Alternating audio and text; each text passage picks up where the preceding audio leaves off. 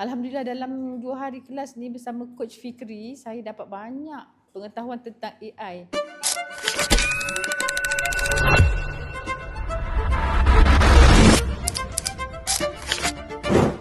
Hai, Assalamualaikum warahmatullahi wabarakatuh. Saya Puan Hajiah Fadilah binti Haji Umar. Saya daripada Hidayah Educare, Batu Pahat, Johor.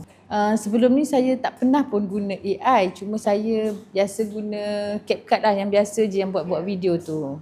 Alhamdulillah dalam 2 hari kelas ni bersama Coach Fikri, saya dapat banyak pengetahuan tentang AI.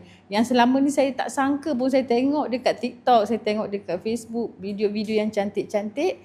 Dan dalam masa 2 hari ni kita dah faham macam mana teknik nak buat dia tu.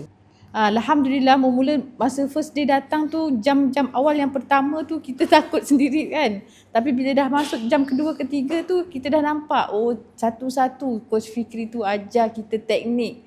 Ajar kita apa apps-apps yang perlu kita gunakan. Dekat situlah kita belajar dan kita mula buat, dan Alhamdulillah hari kedua dah dapat jadi 2 video yang baik. RGBA